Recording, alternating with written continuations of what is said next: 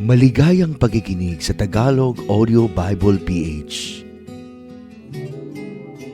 Mateo Kapitulo 10. At pinalapit niya sa kanya ang kanyang 12 alagad at binigyan niya sila ng kapamahalaan laban sa mga karumal-dumal na espiritu upang mapalabas sila at upang kanilang mapagaling ang lahat ng sari-saring sakit at ang lahat ng sari-saring karamdaman.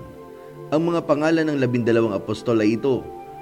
Ang una ay si Simon na tinatawag na Pedro at si Andres na kanyang kapatid, si Santiago na anak ni Zebedeo at ang kanyang kapatid na si Juan, si Felipe at si Bartolome, si Tomas at si Mateo na maniningil ng buwis, si Santiago na anak ni Alfeo at si Tadeo, si Simon na Cananeo at si Judas Iscariote na siya ring sa kanya'y nagkanulo.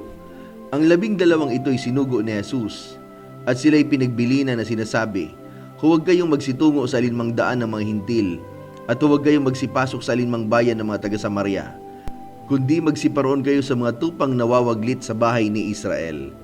At samantalang kayo'y naglalakad ay magsipangaral kayo na magsasabi, ang kaharian ng langit ay malapit na. Magpagaling kayo ng mga may sakit, magpabangon kayo ng mga patay, maglinis kayo ng mga ketong, magpalabas kayo ng mga demonyo. Tinanggap ninyong walang bayad ay ibigay ninyong walang bayad. Huwag kayong magbaon ng ginto, kahit pilak, kahit tanso sa inyong mga supot, kahit supot ng pagkain sa paglalakad, kahit 2 tunika, kahit mga pangyapak o tungkod, sapagat ang manggagawa ay karapat-dapat sa kanyang pagkain. At sa alinmang bayan unayo na inyong pasukin, siyasatin ninyo kung sino roon ang karapat-dapat, at magsitahan kayo roon hanggang sa kayo'y magsialis, at pagpasok ninyo sa bahay ay batiin ninyo ito. At kung karapat-dapat ang bahay, ay dumuon ang inyong kapayapaan. Datapat kung hindi karapat-dapat ay mabalik sa inyo ang kapayapaan ninyo. At sino mang hindi tumanggap sa inyo, ni duminig sa inyong mga pananalita, pag alis ninyo sa bahay o bayang yaon ay ipagpag ninyo ang alabok ng inyong mga paa.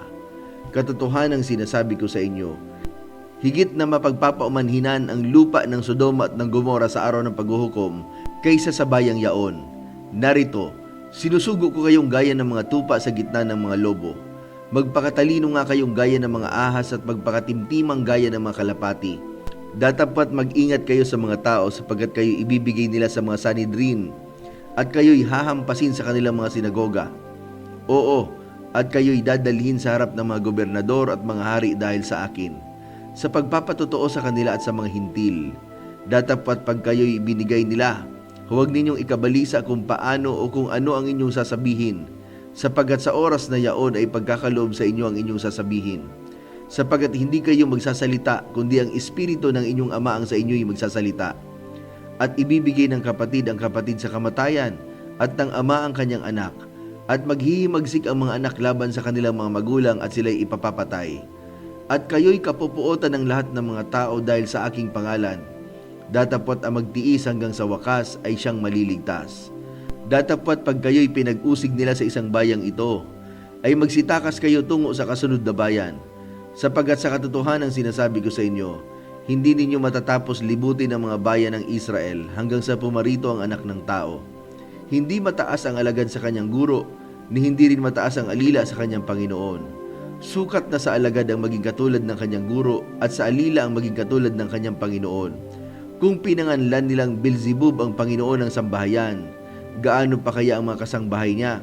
Huwag nga ninyo silang katakutan, sapagat walang bagay na natatakpan na hindi mahahayag at natatago na hindi malalaman.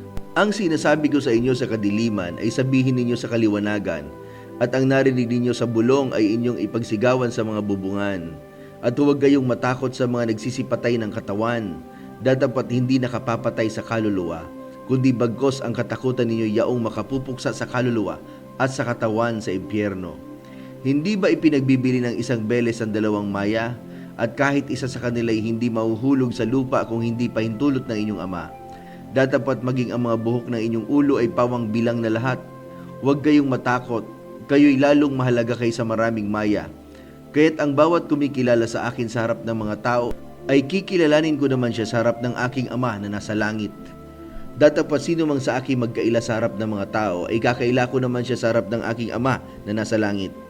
Huwag ninyong isiping ako'y naparito upang magdala ng kapayapaan sa lupa. Hindi ako naparito upang magdala ng kapayapaan, kundi tabak. Sapagat ako'y naparito upang papagalitin ang lalaki laban sa kanyang ama, at ang anak na babae laban sa kanyang ina, at ang manugang na babae laban sa kanyang biyanang babae, at ang magiging kaaway ng tao ay ang kanya ring sariling kasangbahay. Ang umiibig sa ama o sa ina ng higit kaysa sa akin ay hindi karapat-dapat sa akin, at ang umiibig sa anak na lalaki o anak na babae ng higit kaysa akin ay hindi karapat-dapat sa akin. At ang hindi nagpapasan ng kanyang krus at sumusunod sa akin ay hindi karapat-dapat sa akin. Ang nakasusumpong ng kanyang buhay ay mawawalan nito, at ang mawawalan ng buhay dahil sa akin ay nakasusumpong niyaon. Ang tumatanggap sa inyo ay ako ang tinatanggap, at ang tumatanggap sa akin ay tinatanggap ang nagsugo sa akin. Ang tumatanggap sa isang propeta dahil sa pangalan ng propeta ay tatanggap ng ganti ng isang propeta, at ang tumatanggap sa isang taong matuwid dahil sa pangalan ng isang matuwid ay tatanggap ng ganti ng isang taong matuwid. At sino magpainom sa isa sa maliliit na ito ng kahit isang sarong tubig na malamig dahil sa pangalang alagad, katotohanang sinasabi ko sa inyo na hindi mawawala ang ganti sa kanya. Mateo Kapitulo 11. At nangyari na, nang matapos nang masabi ni Jesus ang kanyang mga utos sa kanyang 12 alagad, ay umalis siya roon upang magturo at mangaral sa mga bayan nila. Nang marinig nga ni Juan sa bilangguan ng mga gawa ni Kristo, ay nagpasugo siya sa pamamagitan ng kanyang mga alagad, at sinabi sa kanya, "Ikaw ba yung paririto o hihintayin namin ng iba?" At sumagot si Jesus at sa kanila'y sinabi, "Magsiparoon kayo at sabihin ninyo kay Juan ang mga bagay na inyong narinig at nakita. Ang mga bulag ay nakakita, ang mga pilay ay nakakalakad, ang mga kitongin ay nalilinis, at ang mga bingi ay nakaririnig, at ang mga patay ay binabangon, at sa mga dukha ay ipinapangaral ang mabubuting balita. At mapalad ang sino mang hindi makasumpong ng anumang katitisuran sa akin." At samantalang ang mga ito'y nagsiyaon ng kanilang lakad, ay nagpasimula si Jesus na magsalita sa mga karamihan tungkol kay Juan. "Ano ang nilabas ninyo upang masdan sa ilang? Isang tambo na inuuga ng hangin? Datapat ano ang inilabas ninyo upang makita? Isang taong nararamtan ng mga damit na masiselan? Narito, ang mga nagsisipanamit ng masiselan ay nasa mga bahay ng mga hari. Datapat ano ang nilabas ninyo upang makita ang isang propeta? Oo, sinasabi ko sa inyo, at lalo pang higit kaysa isang propeta. Ito yaong tungkol sa kanya'y nasusulat, narito, sinusugo ko ang aking sugo sa unahan ng iyong mukha, na maghahanda ng iyong daan sa unahan mo. Katotohanang sinasabi ko sa inyo, sa gitna ng mga ipinanganak na mga babae, ay walang lumitaw na isang dakila kaysa kay Juan Bautista. Gayunman, ang lalong maliit sa kaharian ng langit ay lalong dakila sa kanya. At mula sa mga araw ni Juan Bautista hanggang ngayon, ang kaharian ng langit ay nagbabata ng karahasan at kinukuha ng sapilitan ng mga taong mararahas. Sapagat ang lahat ng mga propeta at ang kautusan hanggang kay Juan ay nagsipanghula. At kung ibig ninyong tanggapin, ay siya'y si Elias na paririto. Ang may mga pakinig ay makinig. Datapwat sa ano ko itutulad ang lahing ito, tulad sa mga batang nakaupo sa mga pamilihan na sinisigawan ang kanilang mga kasama at sinasabi, "Tinutugtugan namin kayo ng mga plauta at hindi kayo nagsisisayaw. Nagsipanambitan kami at hindi kayo nangahapis." Sapagkat naparito si Juan na hindi kumakain o umiinuman at sinasabi nila, siya'y mayroong demonyo. Naparito ang anak ng tao na kumakain at umiinom at sinasabi nila, narito ang isang matakaw na tao at isang manginginom ng alak, isang kaibigan ng mga maniningil ng buwis at ng mga makasalanan. At ang karunungan ay inaaring ganap ng kanyang mga gawa, na magkagayoy kanyang pinasimulang sumbatan ng mga bayan na pinagagawan niya ng lalong marami sa kanyang magawang makapangyarihan, sapagat hindi sila nangagsisisi.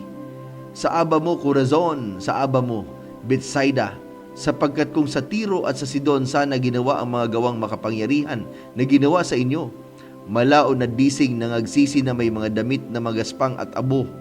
Ngunit sinasabi ko sa inyo na higit na mapagpapaumanhinan ang Tiro at Sidon sa araw ng paghuhukom kaysa sa inyo. At ikaw, Capernaum, magpapakataas ka baga hanggang sa langit? Ibababa ka hanggang sa Hades, sapagkat kung sa Sodoma sana ginawa ang mga makapangyarihang gawa sa inyo'y ginawa, ay nanatili sana siya hanggang sa araw na ito. Datapat sinasabi ko sa inyo na higit na mapagpapaumanhinan ang lupa ng Sodoma sa araw ng paghuhukom kaysa sa iyo. Nang panahong yaon ay sumagot si Jesus at sinabi, Ako'y nagpapasalamat sa iyo, O Ama, Panginoon ng langit at ng lupa, na iyong inilihim ang mga bagay na ito sa mga pantas at matatalino at ipinahayag mo sa mga sanggol. Oo nga, Ama, sapagkat gayon ang nakalulugod sa iyong paningin. Ang lahat ng mga bagay ay ibinigay sa akin ng aking Ama, at sino may hindi nakakakilala sa anak kundi ang Ama, at sino may hindi nakakilala sa Ama kundi ang anak, at iyong ibiging pagpahayagan ng anak. Lumapit kayo sa akin, kayong lahat ng napapagal at nabibigatang lubha, at bibigyan ko kayo ng kapahingahan. Pasanin ninyo ang aking pamatok at mag-aral kayo sa akin, sapagat ako'y maamo at mapagpakumbabang puso, at masusumpungan ninyo ang kapahingahan ng inyong mga kaluluwa, sapagat malambot ang aking pamatok at magaan ang aking pasan.